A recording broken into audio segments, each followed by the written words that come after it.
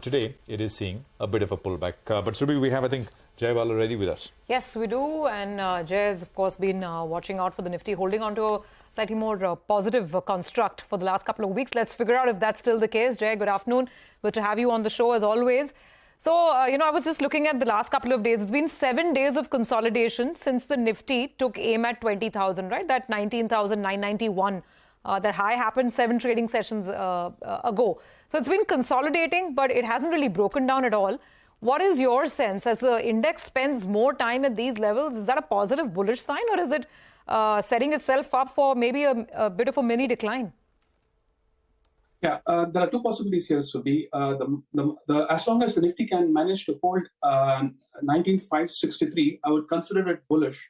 And for the the short-term correction that can happen for the Nifty comes below that level. But if the bears want to avoid that short-term susceptibility, we want to see 19,867 taken out. If that's taken out, we can have fresh record highs somewhere close to 20,200. But I think the markets are slightly susceptible from the point of view because FMCG is looking tired and looking to turn.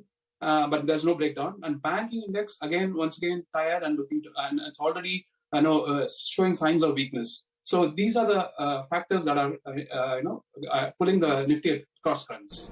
All right, hi Jay, good afternoon. You're sounding a little bit cautious. I was feeling a little bit worried about the way the dollar index is moving. We thought it was done and dusted, was moving towards 99. Suddenly it's at around 102 plus. Your view on this asset class from an emerging market perspective, it's rather important. We wanted to cool down, but it seems to be popping up. Spot on, Nigel. This is another spot of bother for the overall equity markets. I had said last week that if 101.92 were to print, there's a very high probability that the dollar index has bottomed and it's turning for the medium to long term. And it has done that. And my opinion is that the dollar index is going to surprise a lot of people on the bullish side. A bare minimum of 109 to 110 is coming. It won't change if the dollar index were to drop one last time to 99, but that's become a minuscule possibility at the moment. But the medium-term setup from 12 months plus perspective, my opinion is that we are heading to somewhere about 120 plus. But we'll see. The decision point is about 109, 110. We'll evaluate what the index does around 109, 110. So we, at a minimum, getting 109 to 110 for the dollar index.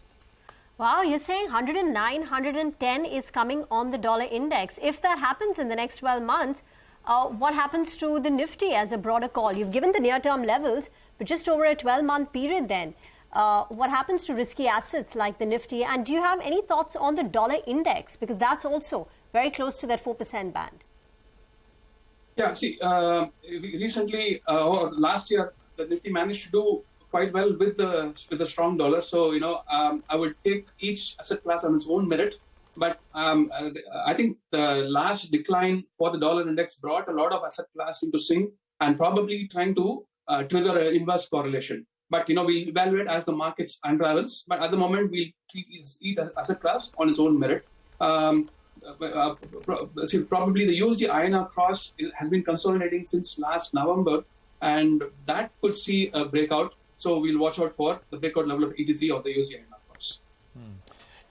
Some macro watchers who kind of believe that, Jay, also who believe that the dollar perhaps is headed is going to be much stronger, also kind of link it back to what's happening in Japan.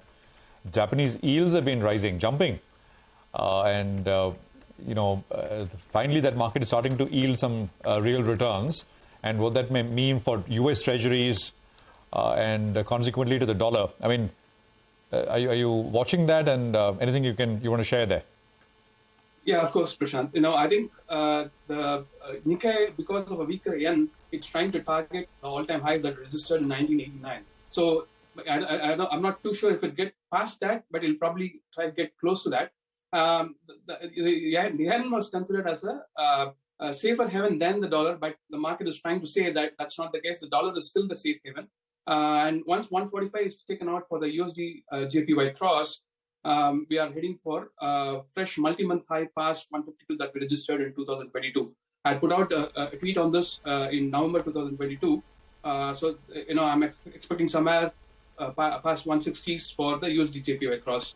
And the US 10-year treasuries, it's on its way to about 500 bips. That has been my medium-term forecast, and my long-term forecast is past 700 bips. You can consider this as strong growth or inflation is coming back. I'm not too bothered about it. I'm interested in where the market is heading and how to monetize that. So as I've been saying, the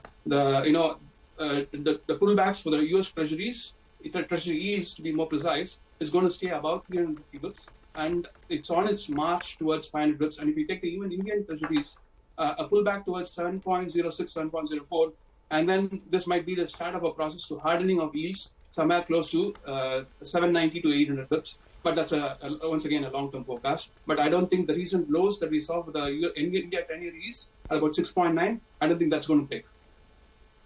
Okay. By the way, those are Maruti's July auto sales numbers.